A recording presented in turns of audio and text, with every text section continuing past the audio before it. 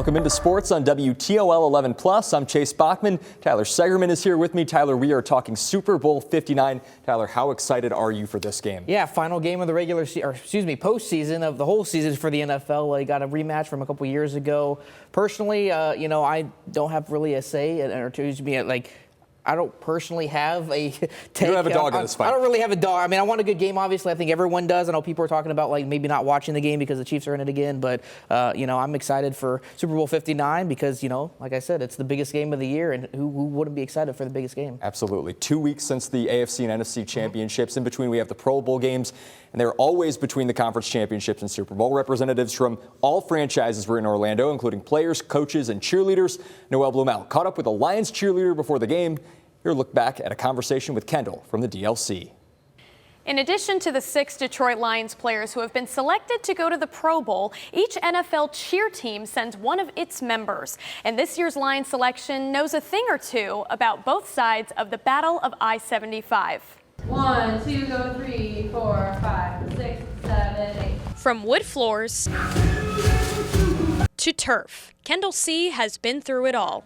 5, 6, chug, chug. This Detroit Lions cheerleader was once a Bowling Green State Falcon. She started at BGSU and decided to put her love of performing to the side, or so she thought. As soon as I got to school, I started at BG, my mom's alma mater. I got the urge to start performing again, and that was right around the time that the Lions announced their 2016 inaugural cheer team. With her eyes on a Lions uniform, she decided to head north of BG to Toledo to train and train and train until her burnt orange and seal brown logo turned midnight blue and gold. I started to get back into training, and through training and lots of visits to Toledo to take classes, I found that UT fit me a little bit better. So I transferred to UT and decided to join their dance team. Getting a front row seat to the second sport she was raised around. I grew up loving the game, and I knew that pairing something that I already loved with something that I was really good at and passionate about, dance and performing, it seemed like a match made in heaven. Taking her love for dance from the studio 2, 3, 4. to the sidelines. Getting to perform in the Glass Bowl, that was my first time being able to perform on a large scale, dancing on a football field. So that helped me to really understand how to perform to a large crowd, especially now at Ford Field on game days for 65,000 fans. Today, Kendall is closing in on her 6th season with the Detroit Lions cheer team, her 3rd year as captain, and now the newest Pro Bowl ambassador. We have our next Pro Bowl cheerleader being announced today, Miss Kendall.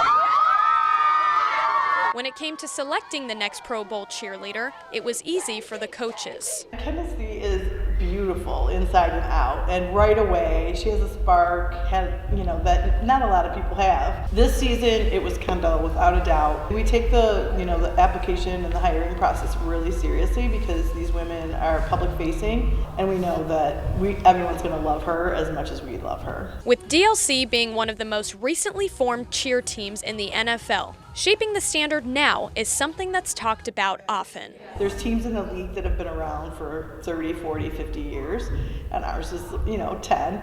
And so the people that are in this program now are our legacies. Kendall is far involved in that. Like, she's just a cut above the rest when it comes to really understanding what my goals are and what the organization's goals are for this program. And she already is, just a legacy person. The legacy that I want to leave on DLC is just working hard and being humble and staying focused on the task at hand. I think when you're able to do that, building a sisterhood and being effective at your job just comes naturally. And again, Kendall will be making her Pro Bowl debut this Sunday in Orlando at 3 p.m. Reporting in studio, Noelle Blumel, WTOL 11. And speaking of the Lions, Aiden Hutchinson, one of the best defensive players on the field last season before he got injured, but he's also one of the most impactful guys off the field. Tyler, earlier this year, you shared the story of Tate Moran, the work he does for Hutch's Heroes. Let's take a look at that story. What up, man? How you doing? It makes me feel good and others. So that's why I did it. On January 5th, a Detroit Lions superstar met a longtime fan. But this was more than your standard meet and greet. I came up with the idea to make shirts so I could raise money for him and to help with his process of helping Kids. It was back in October when Aiden Hutchinson suffered a serious leg injury. Fans were devastated, but not 10-year-old Tate Moran. He was determined. Yeah, I went to sleep thinking about it. I'm like, since he helps others, I should help him. When Moran woke up, he says he had an idea and then a sketch that read, "Heal Up Hutch." And with help from a couple local businesses, that turned into some fast-selling t-shirts. Yeah, we sold 5 shirts today. So fast, in fact, it caught the eye of Hutchinson himself. Your kindness is making such a huge difference for me in this world, and I love that. As a thank you, Hutchinson offered Moran tickets to his first NFL game, a sellout at Ford Field against the Vikings. Going into halftime, everyone was like, "Oh, can I have your autograph?" And he's like, "No, I'm just here to see my boy Tate."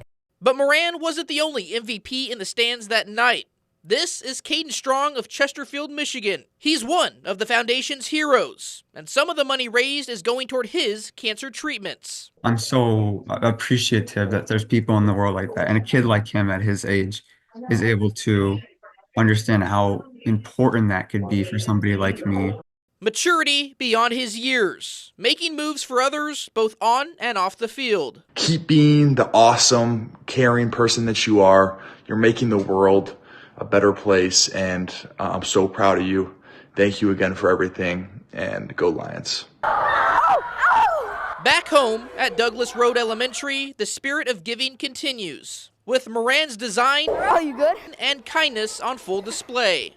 And Dan Campbell needs to stop going on like long 4th downs. Of course, thoughts on the Lions Super Bowl hopes can't be overshadowed. One Detroit. I know the Lions have really focused on the mindset of grit. All of us Hutch heroes have a lot of grit. One pride. 1, 2, 3, Lions! Here, who's? And unfortunately for the Lions, they were not able to make it to the Super Bowl, Tyler, but Tate and those guys are obviously still doing a ton of great work for Hutch's heroes. Yeah, absolutely. And I just I'll tell you the story real quick. So when he initially went to bed after Hutchinson got that injury, he was looking to raise money for his injury, like trying to get him back rehabilitated. Obviously, Hutchinson makes a ton of money, so he didn't really need the help. So what better way to help Hutchinson than to help him benefit others? And obviously, we saw that in that piece, helping someone who's battling cancer right now as we speak. And just an awesome opportunity for Moran, Hutchinson, everyone up in Detroit and Michigan to benefit from others. Really cool story. Absolutely. Really well done. But Toledo, they're lucky to have a few players with local connections in this big game. 3 different Toledo Rockets are on the Chiefs and Eagles rosters. Kareem Hunt is at running back for the Chiefs. Quinyon Mitchell is a cornerback for Philadelphia. And linebacker Dallas Gant is on the Eagles practice squad. Rockets head coach Jason Candle recruited and coached all these guys to the league. And as you can imagine, he's proud of these guys for playing on the world's biggest stage.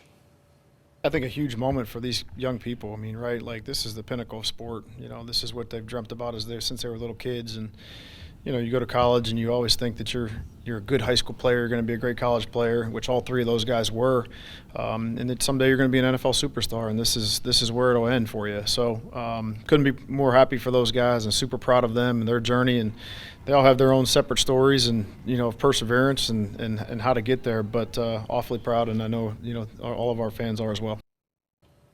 And Tyler, it was only 10 months ago Quinyon Mitchell was drafted. I mean, just think about how quickly he's evolved from someone who was a highly touted draft pick to now he's a rookie sensation for them, possibly defensive rookie of the year in the NFL, and now he's in the Super Bowl. Yeah, it's crazy to think that last year him and Dallas were both playing at Toledo at the Glass Bowl, and now they're both playing in the Super Bowl. Pretty crazy. But shout out to Jason Candle, the Quinyon Bay sweatshirt. I mean, that's pretty awesome. I know. The Quinyon hype has gotten so big. I mean, he really has become a star in this league, the way that Kareem Hunt became a star in this league. But focusing on Quinyon, a lot of people were predicting him to go in the first round. Noel Blumel and I were there in Detroit that night in April. It was an historic draft in terms of fan attendance there in Detroit.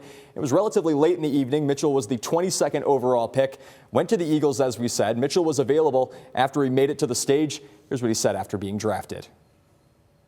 I mean, it felt a lot. I mean, it felt good a lot just coming in and just trying to help win a championship. I mean, it felt good. You got veterans, you got guys who've been playing football for a long time at a high level, so just soaking up as much game as I can. So, I mean, I feel really good about it. Yeah, I said the biggest thing, just demand the respect. I mean, I'm from Toledo, so just coming into this pre-draft process, just want to demand respect at the combine, I mean, at the Senior Bowl, and I mean, I'm here now, so I'm just blessed. And as we mentioned earlier, Quinyon Mitchell, not the only Toledo Rocket playing in this year's Super Bowl. Chiefs running back Kareem Hunt will also be playing for his first Super Bowl ring too.